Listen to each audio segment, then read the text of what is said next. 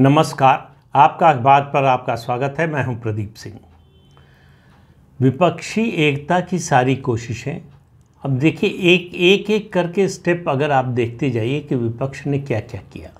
प्रधानमंत्री नरेंद्र मोदी पर लगातार आरोप लगाना, उद्योगपतियों का नाम लेकर उन पर आरोप लगाना, दो लोगों की सरकार है ये बोलना, फिर ये कहना कि ये अडानी अंबानी की सरकार है कि सब कुछ जो भी सरकारी कंपनी है सब बेच दिया, देश को बेच रहे हैं, चीन से डरते हैं, तमाम बातें कही गई। फिर कर्नाटक का विधानसभा चुनाव जीत गए। उसके बाद कोशिश की कि जो ओबीसी में पिछड़ा वर्ग में प्रधानमंत्री की जो छवि है, उनकी जो लोकप्रियता है, जो साख है, उसको कम किया जाए। तो उसको कम करने के लिए राहुल गांधी ने कांशीराम का पुराना नारा दिया, जिसकी जितनी संख्या भारी उसकी उतनी हिस्सेदारी। ये नारा उधार का लिया हुआ नारा है, ये कांशीराम का नारा था। एक समय डॉक्टर लोहिया ने नारा दिया था, संसोपा ने बांधी गांठ, पिछड़े पावे 100 में 60। तो ये सब पुराने नारे हैं, समाजवादियों के हैं या बहुजन समाज पार्टी के नारे हैं। कांग्रेस के पास कोई ऐसा नहीं है जो उसके लिए एक नया नारा भी गढ़ सके। कांग्रेस की कंगाली का अंदाज़ा इस बात से लगाइए। तो उनके पास कोई नया नारा नहीं है। और राहुल गांधी के इस नारे पर सबसे तल्ख टिप्पणी आई कल ही अभिषेक मनु सिंह हुई। कांग्रेस के वरिष्ठ नेता हैं और सुप्रीम कोर्ट के वरिष्ठ वकील हैं, कांग्रेस के लिए तमाम केस लड़ते रहते हैं। उन्होंने ट्वीट किया कि ये जो कहा जा रहा है कि जिसकी जितनी संख्या भारी है उसकी उतनी हिस्सेदारी, ये आप एक तरह से मेजॉरिटेरियनिज्म को सपोर्ट कर रहे हैं, बहुसंख्यकवाद का समर्थन कर रहे हैं। उन पर दबाव पड़ा कि भाई तो राहुल गांधी ने बोला था, आप कैसे आलोचना करेंगे। तो उन्होंने उसको वापस ले लिया। उन्होंने कहा कि मेरे स्टाफ ने जो है गलती से मुझसे पूछे बिना ट्वीट कर दिया था, इसलिए मैं वापस ले रहा हूँ। कारण जो भी हो वापस लेने का, बात उन्होंने जो कही बिल्कुल सही कही। अब ओबीसी में बीजेपी का जो जनाधार है, पिछले 9-10 साल में प्रधानमंत्री नरेंद्र मोदी ने बीजेपी में को मंडल और कमंडल दोनों की पार्टी बना दिया है। अब उस पर कोई सेंध नहीं लगा सकता। ओबीसी का खासतौर से अति पिछड़ा वर्ग में भाजपा का इस समय जो जनाधार है वो इतना पक्का मजबूत हो चुका है जैसे कंक्रीट का स्लैब होता है, उस तरह से उसको हिलाना बड़ा कठिन है। लेकिन विपक्ष को लगा कि दो तरीक़ों से उसको हिलाया जा सकता है। एक, अगर सारे विपक्षी दल एक हो जाए मोदी के खिलाफ और भाजपा के खिलाफ लोकसभा चुनाव में एक भाजपा उम्मीदवार के खिलाफ एक विपक्ष का उम्मीदवार आए तो हराया जा सकता है। तो दूसरा, उनको लगा कि जाति की गणना कराने से मोदी और भाजपा कमज़ोर पड़ जाएंगे। तो शुरुआत इसकी हुई बिहार से। हालांकि पिछले कार्यकाल में सिद्धारमैया कर्नाटक में करवा चुके हैं, लेकिन आज तक उस रिपोर्ट को जारी करने की हिम्मत नहीं जुटा पाए। तो बिहार में नीतीश कुमार को लगा कि वो पिछड़ों के नेता बन सकते हैं और इस तरह से वो पूरे विपक्ष के नेता बन सकते हैं, प्रधानमंत्री पद के उम्मीदवार बन सकते हैं। तो उन्होंने आनन फानन में जातीय गणना का जो है आदेश दे दिया। हालांकि ये सर्वे है, जनगणना कराने का अधिकार सिर्फ और सिर्फ केंद्र सरकार को है। किसी भी राज्य सरकार को जनगणना कराने का अधिकार नहीं है। जो बिहार में हुआ है वो एक सर्वे है जातियों की संख्या जानने का, जिसकी कोई कॉन्स्टिट्यूशनल वैलिडिटी नहीं है, कोई संवैधानिक उसकी मान्यता नहीं है। लेकिन फिर भी एक संख्या आई है। हालांकि उसको भी लेकर जो है सवाल उठ रहे हैं कि ये फर्जी है, इसमें गड़बड़ झाला किया गया है। लेकिन मैं कहता हूँ कि सब कुछ मान लीजिए कि सही है। तो जो संख्या आई है, जो 1931 का आखिरी सेंसस था, कास्ट सेंसस, उससे बहुत ज़्यादा फ़र्क नहीं है। आधा %, 1% 1% किसी जाति का प्रतिशत घट गया है आबादी में, किसी का बढ़ गया है। इसके अलावा कोई परिवर्तन हुआ नहीं है बड़ा। तो कोई चौंकाने वाला तथ्य सामने आया नहीं। जो लोगों को लग रहा था कि बहुत बड़ा परिवर्तन दिखाई देगा, खासतौर से जो लोग करवा रहे थे जनगणना। लेकिन अभी एक सर्वे आया है CNX इंडिया TV का, उसकी चर्चा करना बहुत ज़रूरी है। वो बिल्कुल हाल की घटना पर है, यानी ये जातीय गणना के बाद का। ओबीसी समुदाय के लोगों से पूछा गया कि प्रधानमंत्री पद के लिए उनकी सबसे बड़ी पसंद या पहली पसंद कौन है। 64%, 64% लोगों ने कहा कि नरेंद्र मोदी, और सिर्फ 15% लोगों ने कहा राहुल गांधी। और उससे भी ज़्यादा निराशा होगी नीतीश कुमार के लिए, सिर्फ 3% लोगों ने कहा नीतीश कुमार। अब आप इससे अंदाज़ा लगाइए कि नीतीश कुमार पिछड़े नेता के रूप में उनकी छवि कैसी है, उनकी लोकप्रियता कैसी है, उनकी साख कैसी है, उनकी पहुंच कैसी है। देश का सिर्फ 3% पिछड़ा वर्ग का मतदाता मानता है कि नीतीश कुमार प्रधानमंत्री पद के योग्य हैं। और विपक्षी दलों को और ज़्यादा निराशा होगी, क्योंकि यही सवाल अनुसूचित जाति यानी दलित वर्ग के लोगों से भी पूछा गया। उनके बीच में 58 यानी 58% लोगों की पहली पसंद नरेंद्र मोदी हैं प्रधानमंत्री के रूप में। राहुल गांधी 20% लोगों की पसंद है। लेकिन एक और आंकड़ा आया है, मुस्लिम समाज के बीच में प्रधानमंत्री की पहली पसंद कौन है, तो इसमें राहुल गांधी 58% है। तो ये कांग्रेस पार्टी अपने को जो मुस्लिम परस्त पार्टी बनाने की कोशिश कर रही है, अभियान चला रही है, उसमें उसको सफलता मिली है, ये दिखाई दे रहा है। क्योंकि राहुल गांधी के इस मामले में प्रतिद्वंदी जो है अरविंद केजरीवाल, वो मुसलमानों के बीच में केवल 14% मुस्लिम मतदाताओं की पसंद है।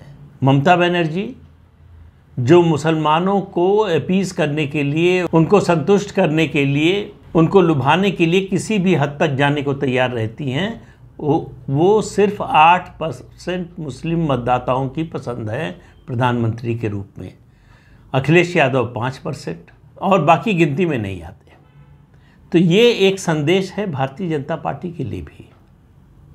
ये जो मुस्लिम मतदाताओं की ओर इतना रुझान है, पसमानदा मुस्लिम और तमाम तरह की बातें, तमाम तरह के कार्यक्रम भाजपा चला रही है, मुसलमान भाजपा को वोट न देता था, न देता है और न कभी देगा। ये बात भारतीय जनता पार्टी को और उसके नेताओं को जितनी जल्दी समझ में आ जाए उतना अच्छा है।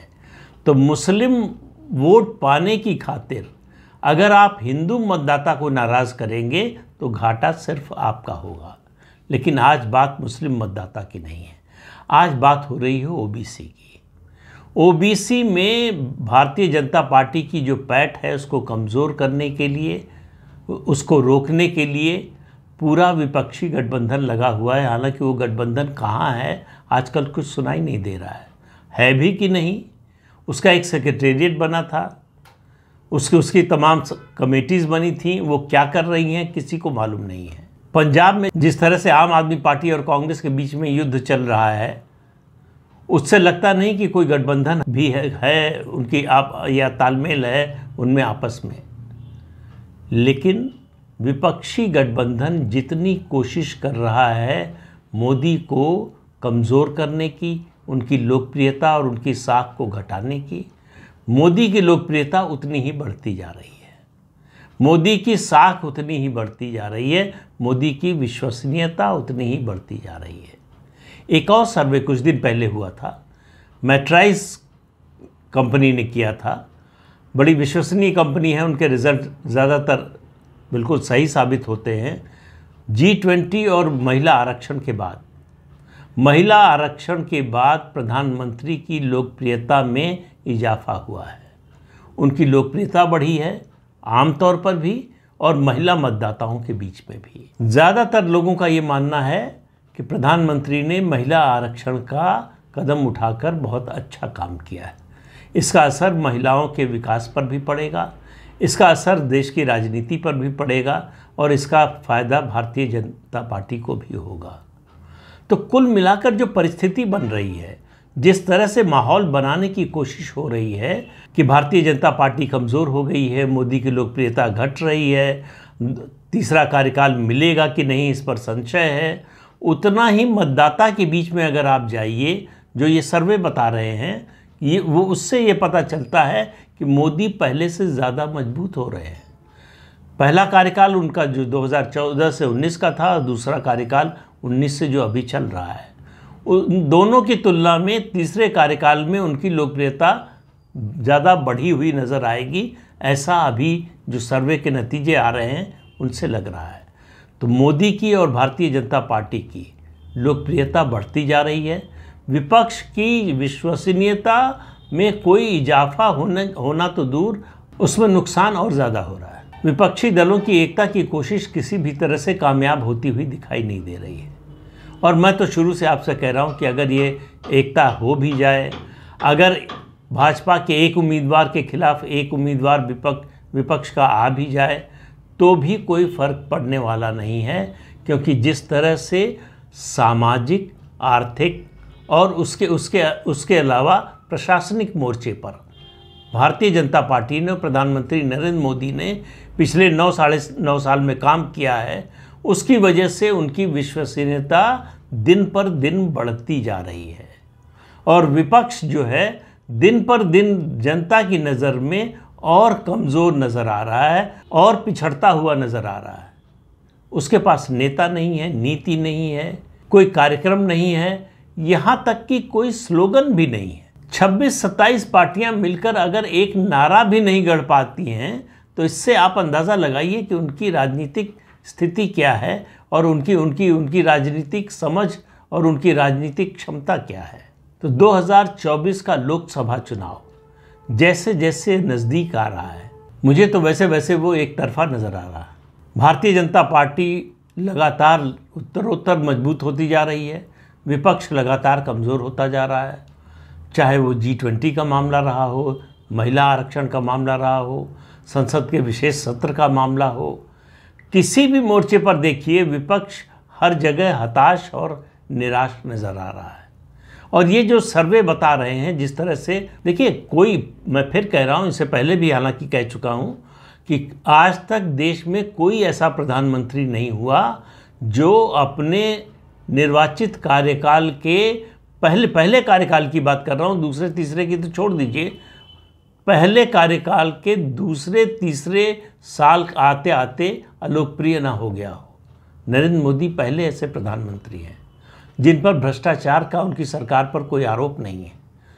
9.5-10 साल अगर कोई सरकार निरंतर चलती रहे और उस पर भ्रष्टाचार का आरोप ना हो आज के माहौल में, तो ये और बड़ी बात है।